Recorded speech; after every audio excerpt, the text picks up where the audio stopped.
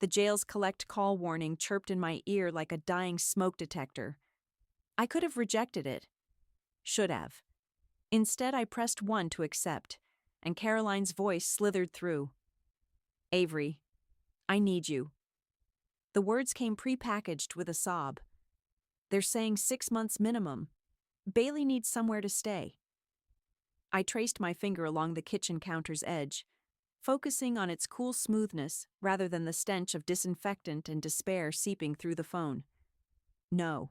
What do you mean, no? She's your niece. And you're my sister.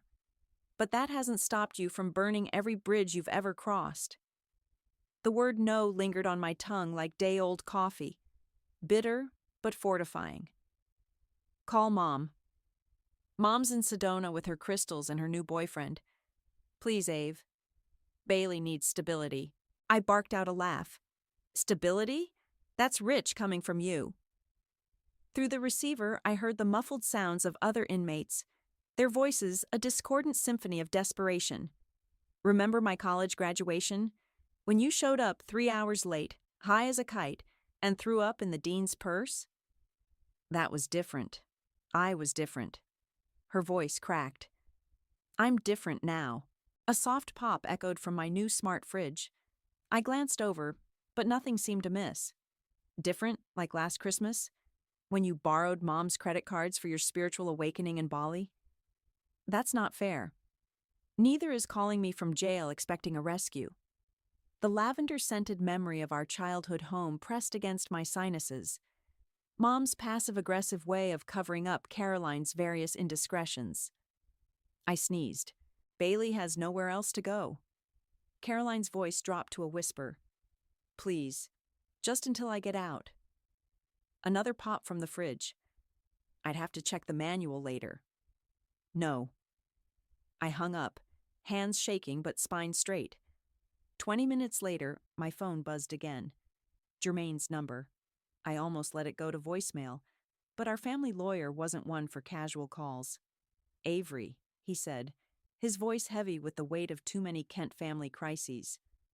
We need to talk about the guardianship papers. What guardianship papers? The ones you signed last year? During that whole mess with Caroline's rehab stint? Papers shuffled in the background. You're Bailey's legal guardian if Caroline becomes incapacitated. The kitchen tilted sideways. I never signed. But even as I protested, the memory surfaced. A sticky August afternoon, Caroline fresh out of rehab, Mom orchestrating another family healing ceremony. I'd signed a stack of papers just to make them stop talking. Pop. The fridge again. It's all legal and binding, Jermaine continued. Bailey's social worker is bringing her over tomorrow morning. Tomorrow? My voice cracked. That's not... I can't... You can, and you will. His tone softened. Look, I know this isn't ideal, but that girl needs someone stable in her life, and right now, you're it. I slumped against the counter, the edge digging into my hip. How long? Minimum 6 months, possibly longer depending on Caroline's behavior. He sighed. The arraignment's on Monday. I'll send you the details. After hanging up, I stood in my silent kitchen, staring at the smart fridge Lucy had convinced me to buy last month. It emitted another soft pop, and this time I walked over to check the display screen. Order confirmed. Dom Perignon, 2 bottles. Delivery estimated tomorrow. What? I didn't order... My phone pinged with a notification from the fridge's app. Lie detected in vicinity. Celebrating truth with bubbles. I pressed my forehead against the cool stainless steel door, laughing until tears came. Of course, Lucy would program my fridge to order champagne whenever it detected lies. Of course, this would happen today, when my carefully constructed independence was crumbling around me. Pop. Order confirmed. Dom Perignon, 1 bottle. Somewhere in county jail, Caroline was probably still crying. Mom would be emerging from a sound bath any minute to unleash her opinions. And tomorrow, Bailey would arrive with her whole complicated life, expecting me to know what to do. I straightened up, wiping my eyes. Well, I told the fridge, at least we'll have champagne. The social worker's sedan pulled up at exactly 9 a.m. Through my kitchen window, I watched Bailey unfold herself from the back seat, clutching a ratty teddy bear to her chest. Her backpack looked ready to split at the seams. "That's all she has?" I asked when the social worker, Ms. Reed, reached my door. Caroline's apartment was... She pressed her lips together. The police sealed most of it as evidence. Bailey slipped past us both, her shoes barely making a sound on my hardwood floors. She smelled like industrial detergent and something else, that distinct cafeteria scent I remembered from school field trips. "I'll need you to sign these." Ms. Reed thrust a stack of papers at me. "And we'll schedule weekly check-ins." My phone buzzed. Mom, for the 4th time this morning. I declined the call, and my fridge chirped in response. "Is that normal?" Ms. Reed asked, eyeing the appliance. "Just a smart home thing." I scrawled my signature where she pointed. "Does Bailey have any allergies? Dietary restrictions?" "Everything's in the file." She gestured to Bailey's backpack. "Her medications are..." "Medications?" Pop went the fridge. Ms. Reed's expression tightened. "For anxiety. It's all documented in the paperwork I emailed yesterday." I hadn't checked my email. I'd been too busy panic cleaning and Googling how to take care of traumatized preteens. After Ms. Reed left, I found Bailey standing in my living room, still clutching that bear. Her knuckles were white against its brown fur. "Are you hungry?" I asked. "I can make..." My phone buzzed again. Mom's contact photo glared up at me. "Just a sec," I told Bailey, stepping into the kitchen. "What, Mom?" "How dare you ignore my calls?" Her voice could freeze mercury. I had to hear about Caroline from Aunt Patricia, of all people. "Do you know how embarrassing..." "Mom, Bailey just got here. You need to explain why you didn't tell me my granddaughter was being placed in your care." "Me? Her grandmother." The fridge beeped 3 times in quick succession. "Because you're in Arizona with Brad." "Bruce." "Whatever." And Caroline specifically said, "Your sister is sick, Avery. She needs support, not judgment. I'm flying home tomorrow, and I expect..." I hung up. The fridge hummed contentedly, and my phone pinged with a delivery notification. 3 more bottles of champagne ordered. "Your refrigerator keeps making noise," Bailey said from the doorway, making me jump. "Yeah, it's..." I laughed weakly. "My friend Lucy programmed it to order champagne whenever it hears lies. Which means your grandmother just cost me about $400 in bubbly." Bailey's expression didn't change, but her grip on the bear loosened slightly. "How about grilled cheese?" I opened my fancy fridge, now apparently a truth-detecting alcoholic. "I've got regular American or fancy-aged cheddar." "Regular," she whispered. I pulled out bread, butter, cheese. The familiar routine of cooking settled my nerves. Butter sizzling in the pan, cheese starting to melt. Bailey perched on a kitchen stool, watching my every move like she was memorizing it for a test. "What's your bear's name?" I asked, flipping the sandwiches. She hesitated. "Mr. Beans." "Mr. Beans?" The corner of her mouth twitched, almost a smile. "How'd he get that name?" "Mom gave him to me at the hospital. She was eating jelly beans."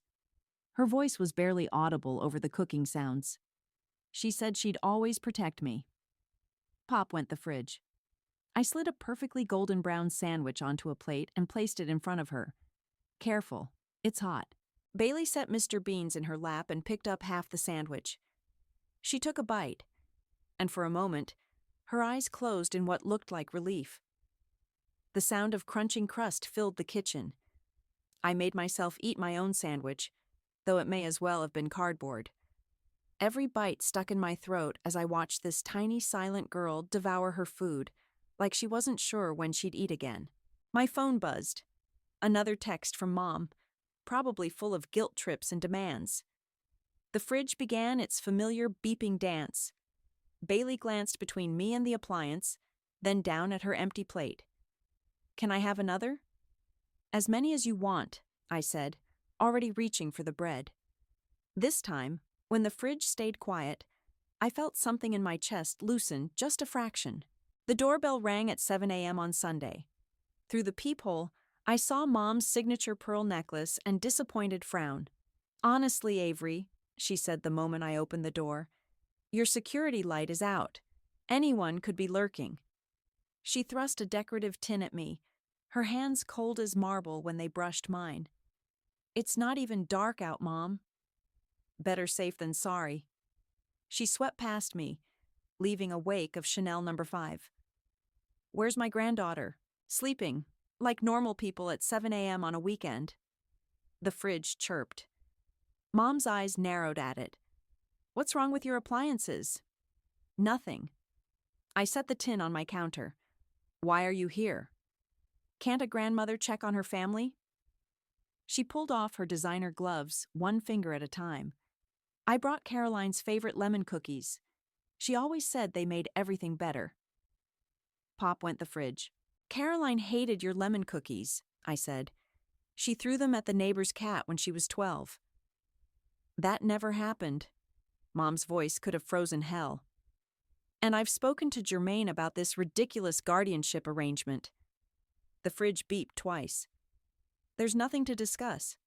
I started making coffee, keeping my hands busy. "The papers are signed." "Papers can be unsigned." She opened the cookie tin, releasing a sharp citrus smell that made my eyes water.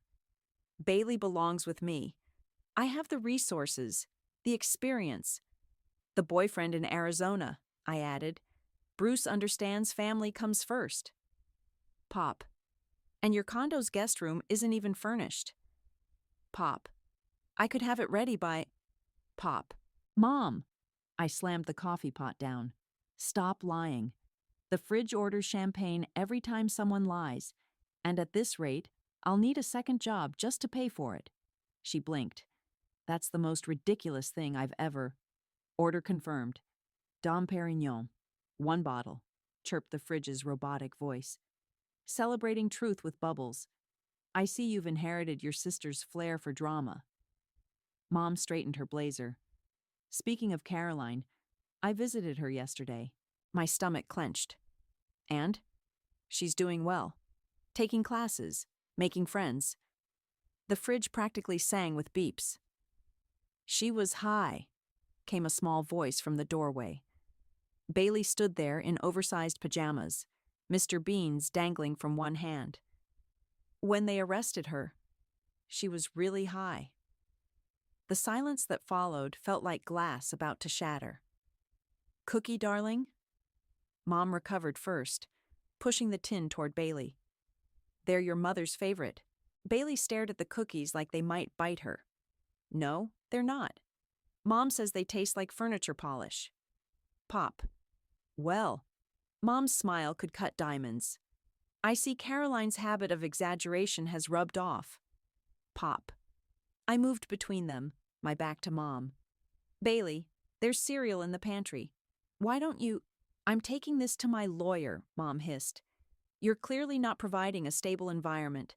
Smart appliances ordering alcohol." "Really, Avery?" I turned to face her, feeling the counter's edge dig into my spine. "Take it to whoever you want. I have temporary guardianship, and I'm not letting you sweep this under the rug like everything else." "I have never—" The fridge's display lit up. "Multiple lies detected. Ordering celebration package." "Get out." My voice was steady, even as my hands shook. "Now." Mom's heels clicked against my floor like tiny gunshots. At the door, she paused. "This isn't over. Family takes care of family." After she left, I found Bailey sitting cross-legged in front of the pantry, reading cereal box ingredients. "I'm sorry about her," I said, pulling down 2 bowls.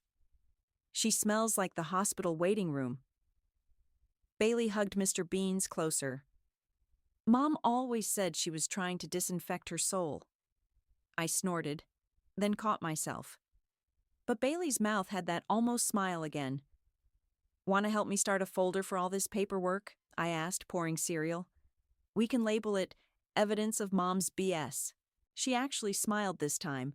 Small but real. Can we make one for Mom too? For when she gets out? The fridge stayed perfectly quiet as I nodded. Yeah, we can do that. We ate our cereal in companionable silence, interrupted only by the occasional pop from the fridge as my mother's car idled outside, probably calling everyone she knew to complain about her ungrateful daughters. Lucy agreed to watch Bailey while I met with Jermaine. His waiting room hadn't changed since my last visit.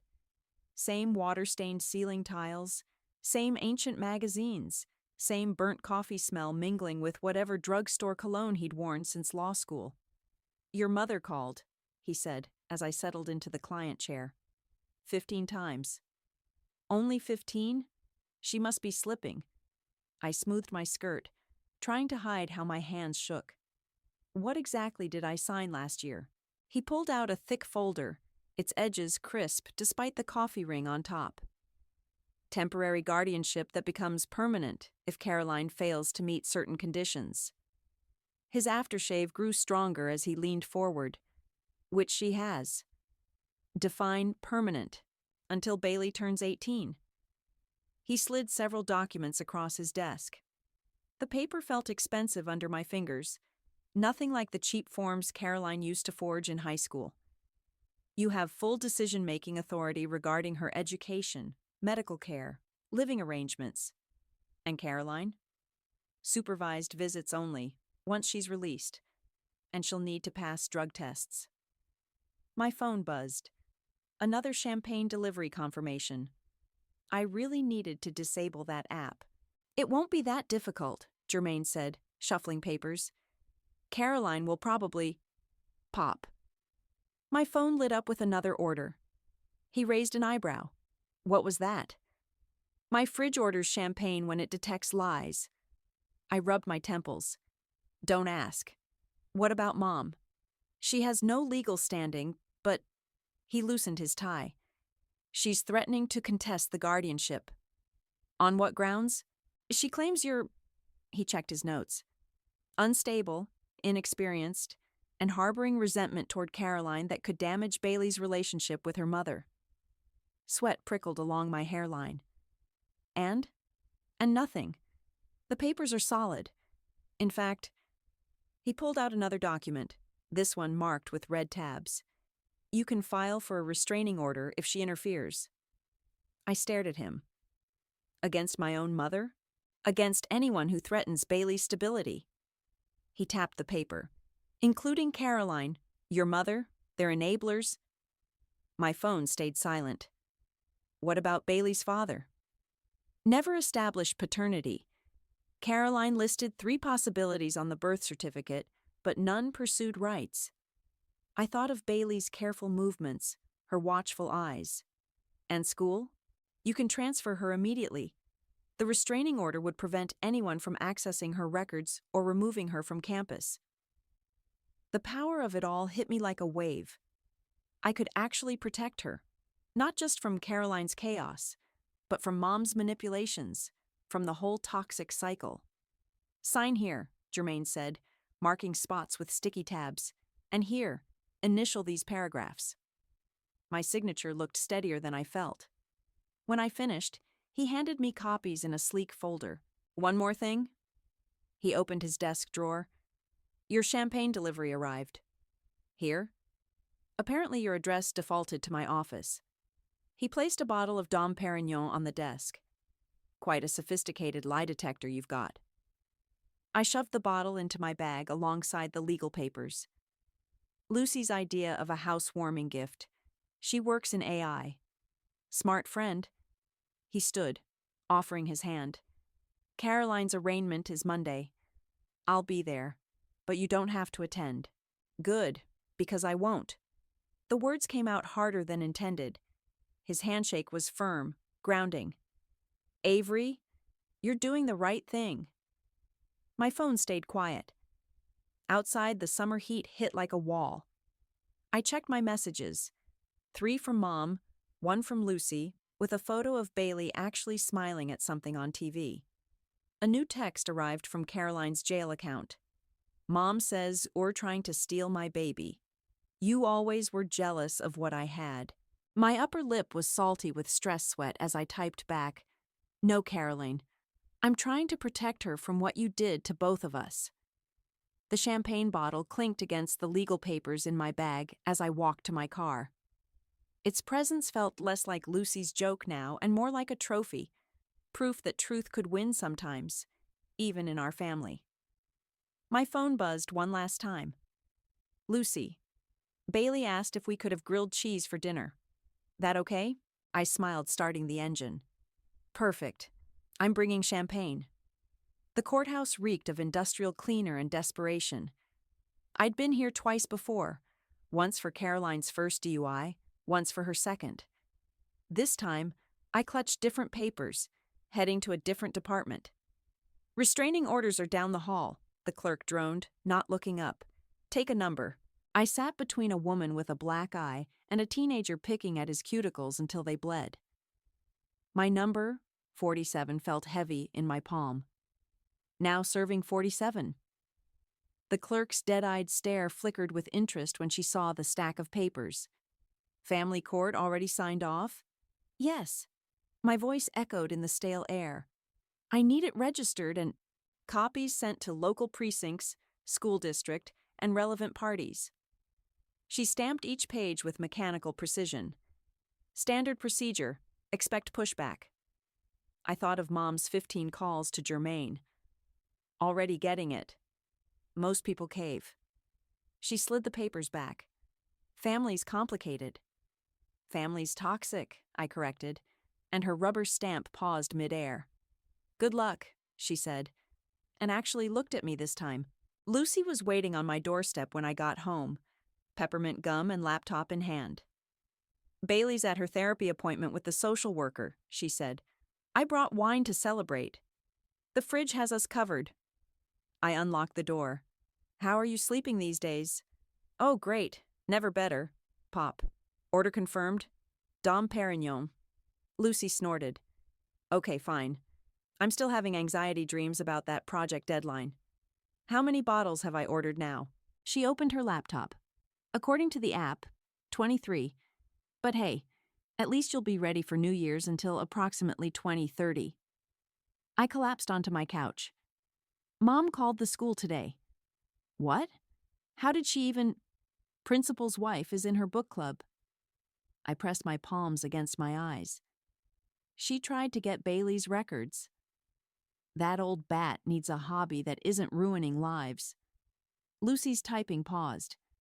"Wait, isn't that exactly what the restraining order—" "Yep, the school called me immediately."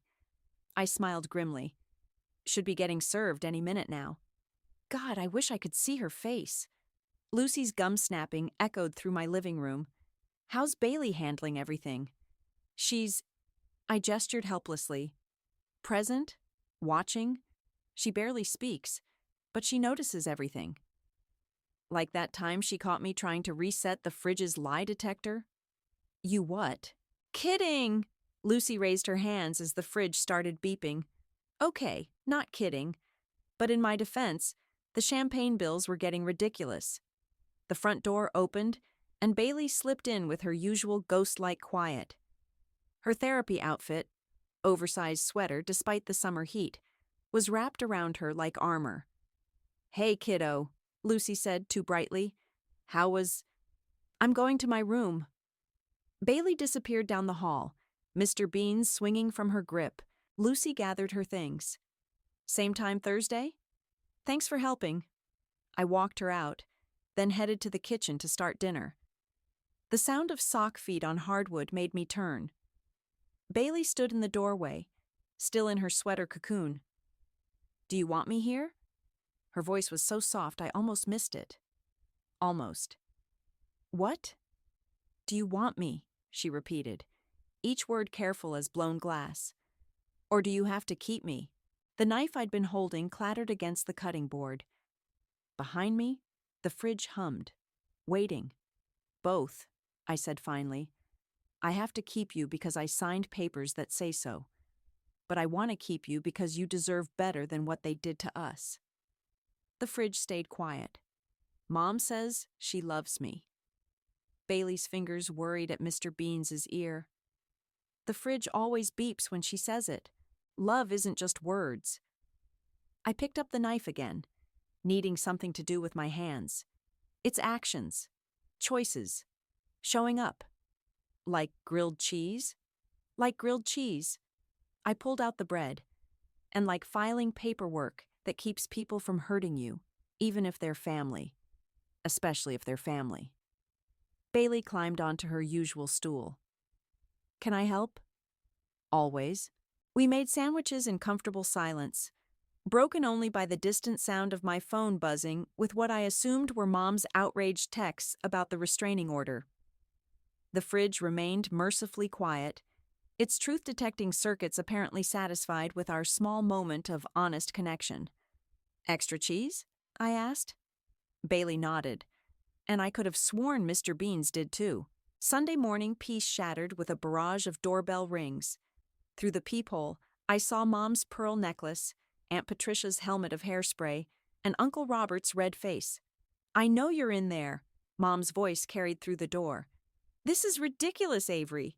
Bailey appeared at my elbow, still in her pajamas. Are they going to take me? No. I pulled her behind me. Go to your room and lock the door. Don't come out until I say. The doorbell kept ringing. Avery Marie! Aunt Patricia's voice could curdle milk. Open this door immediately. I waited until I heard Bailey's door click shut, then opened mine just enough for the chain to catch.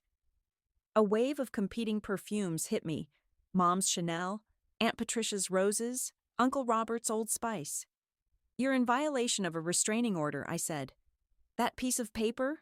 Mom scoffed. I'm her grandmother. Pop went the fridge. We're here to collect Bailey, Aunt Patricia announced. This has gone far enough. Pop. Your mother's prepared a lovely room, Uncle Robert added. Much nicer than… Pop, pop, pop. The fridge's display lit up.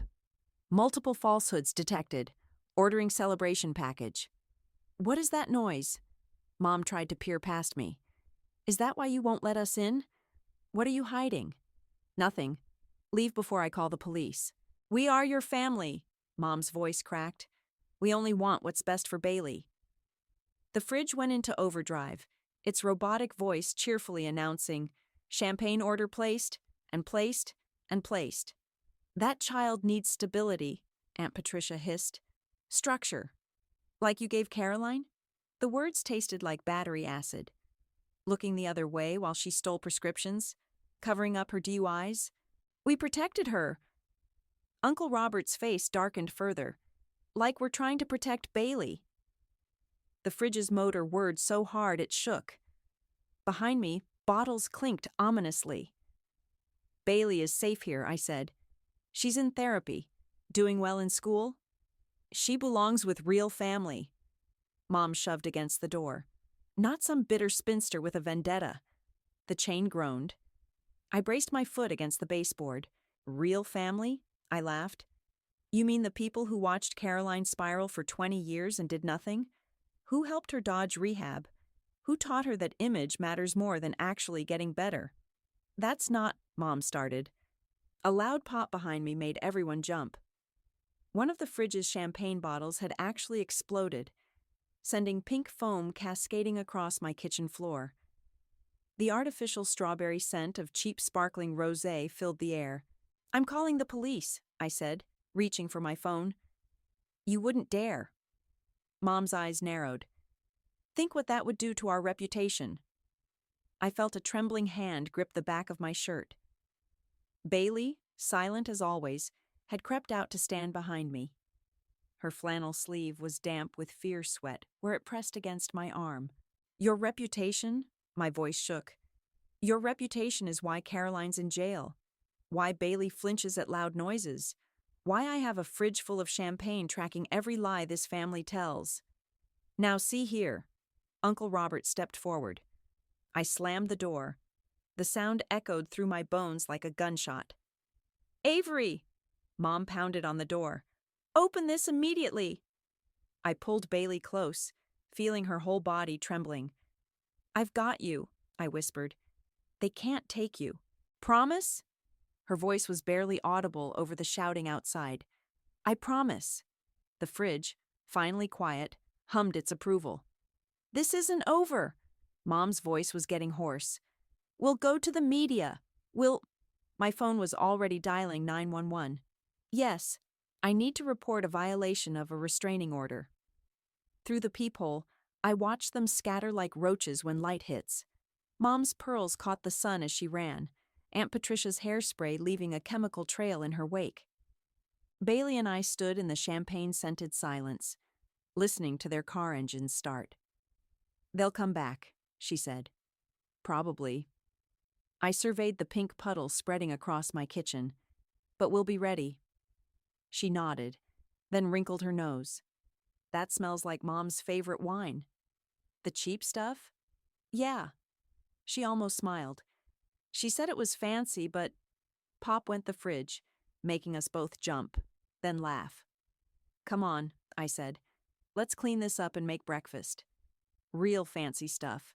The family court's air conditioning worked too well, raising goosebumps under my blazer. Bailey sat beside me, Mr. Beans tucked against her stomach, while our relatives filled the benches behind us like crows at a funeral. All rise, the bailiff called. His shoes squeaked against the polished floor as Judge Martinez entered. Mom had dressed for battle in her pearl and Chanel armor. Aunt Patricia's helmet hair gleamed under the fluorescent lights. Even Caroline had been transported from jail, wearing an orange jumpsuit like a badge of martyrdom. Your Honor, Mom's lawyer began, this is a simple case of family trying to protect their own. My phone vibrated. Champagne order confirmed. Ms. Kent has no experience with children. Buzz. The child would thrive in her grandmother's care. Buzz. Buzz. Judge Martinez peered over her glasses. Is there a problem with your phone, Ms. Kent? No, Your Honor. I swallowed. It's connected to my smart home system. Which orders champagne when it detects lies? Bailey whispered, just loud enough to carry. The judge's eyebrows rose as titters rippled through the courtroom. If I may continue. Mom's lawyer shuffled his papers. We have concerns about Ms. Kent's stability. Buzz. Her vindictive attitude toward her sister. Buzz. And her inappropriate living arrangements. My phone lit up like a Christmas tree. Your Honor, Germaine stood. Perhaps we should hear from Bailey herself. The squeak of the bailiff's shoes echoed as Bailey approached the bench. Mr. Beans dangled from her white-knuckled grip. Hello, Bailey. Judge Martinez's voice softened. Do you understand why we're here today? Yes. Bailey's voice was small but clear. They want to take me away from Avery. And how do you feel about that? Bailey glanced back at me, then at Caroline, then at Mom. They lie a lot. The fridge knows. It orders champagne every time. Like when Mom says she's sober or Grandma says she loves us more than her image. My phone stayed silent. Avery makes grilled cheese, Bailey continued. She helps me with homework and doesn't pretend everything's okay when it's not. Her voice cracked. She lets me be scared without telling me I'm ruining everything. This is ridiculous. Mom stood up. We are her real family. We have traditions, values. Buzz, buzz, buzz. Mrs. Kent, please sit down, Judge Martinez warned. Bailey, do you want to stay with your aunt? Yes. Bailey hugged Mr. Beans closer. She tells the truth, even when it hurts. The courtroom fell silent except for the soft squeak of the bailiff shifting his weight. Having reviewed all evidence, Judge Martinez began, including the concerning number of interruptions from what appears to be a very honest appliance, I'm granting permanent guardianship to Avery Kent, with the restraining order to remain in effect. No! Caroline lurched forward in her handcuffs. She's my daughter. A daughter you endangered repeatedly, the judge continued. Supervised visitation will be reconsidered after completion of rehabilitation programs. This is outrageous. Mom's voice could have stripped paint. We'll appeal. Mrs. Kent, Judge Martinez's tone could have frozen hell. One more outburst, and you'll be held in contempt. Bailiff, please escort the family out. As they were led away, Mom turned back. You'll regret this, she hissed, her words settling on my skin like toxic waste. You've destroyed this family. My phone remained silent. In the hallway, Bailey's small hand slipped into mine. Can we go home now? Almost. I squeezed her fingers. Just need to sign some papers. And then grilled cheese? And then grilled cheese. Germaine appeared with a folder. Congratulations. Though I should warn you, your champagne orders just crashed our office's delivery system. Worth it, I said, signing where he pointed. Caroline's voice echoed down the corridor as she was led back to transport. I'm still her mother. You can't just... Buzz. Bailey pressed closer to my side. The fridge knows, she whispered. The fridge always knows. I tucked the signed papers into my bag. Ready? She nodded, Mr. Beans bobbing along. Outside, the summer heat felt like freedom after the court's artificial chill. My phone buzzed one last time. Not a champagne order, but a text from Lucy. Kitchen stocked for Victory grilled cheese. Brought actual champagne glasses this time. Home? Bailey asked. Home, I confirmed, and my phone stayed perfectly quiet. Lucy had left a sticky note on the fridge. Congratulations, made pancake batter. Don't worry, I didn't lie near the appliance. Hearts. Pancakes for dinner? I asked Bailey. She nodded, already pulling out the griddle we'd bought together last week. The familiar choreography of cooking settled over us. Her measuring syrup while I heated the pan, the soft sizzle of batter hitting hot metal. There's more boxes, she said between bites of her first pancake. 3 delivery crates sat in the living room, packed with champagne bottles. Mom and company were very creative with their truth-bending. I drizzled more syrup on my stack. Want to help me unpack them? She carried Mr. Beans in one hand and a half-eaten pancake in the other as we surveyed the boxes. That's a lot of bubbles. 37 bottles, I said, checking the delivery manifest. Enough to toast every lie they told in court. Bailey picked up a bottle, testing its weight. Mom said champagne was for celebrating important things. Was that before or after the fridge beeped? During. She traced the label with her finger. The judge believed me. She did. Because I told the truth. The fridge hummed contentedly in the background.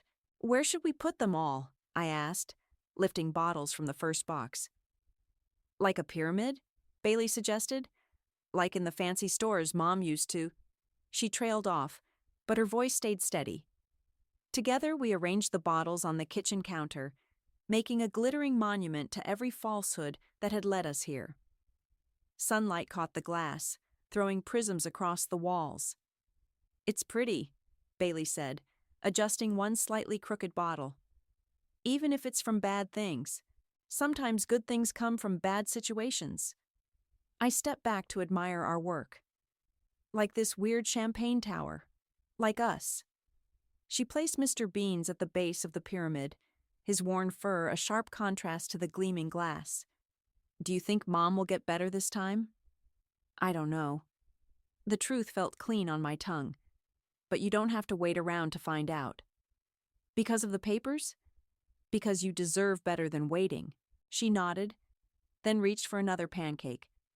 A drop of syrup landed on her shirt, and instead of frantically dabbing at it like she used to, she just shrugged. That's when I heard it, a sound I'd never heard before. Bailey was laughing, not the careful, measured chuckle she sometimes offered, but a real laugh, high and clear as wind chimes. The sound bounced off our champagne pyramid, multiplying until the kitchen felt full of it. What's funny? I asked, smiling despite myself. We're having pancakes for dinner, she gasped between giggles, next to a tower of fancy drinks we can't even have, because a refrigerator caught everyone lying. Her laughter was contagious. Soon we were both sitting on the kitchen floor, surrounded by empty boxes and sticky plates, howling with the absurdity of it all. The judge's face, Bailey wheezed. When my phone kept buzzing. Your grandmother's lawyer trying to explain why it kept happening. Each wave of laughter felt like cleaning out an old wound, letting the infection drain away. The stale, suffocating air of my childhood, of Caroline's drama and Mom's manipulation, seemed to dissipate with each breath. When we finally caught our breath, Bailey leaned against my shoulder. The sweet scent of maple syrup clung to her hair. "Can we stay like this?" she asked quietly. "Just us and the truth-telling fridge? As long as you want." I pulled out my phone and texted Lucy, keeping the fridge and the kid, both excellent at calling out BS. Bailey yawned, the afternoon's emotions catching up with her. "One more pancake?" "One more," I agreed. "Then homework." She nodded, already heading for the griddle with the familiar confidence of someone who knows exactly where they belong. I watched her pour the batter, her movements precise and unhurried. The sunlight caught her profile, and for a moment, I saw what the judge must have seen. Not a victim to be rescued or a pawn to be played, but a person coming into her own truth.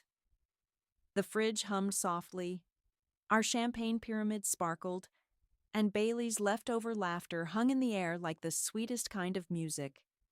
For the first time in my life, the word family tasted like something good.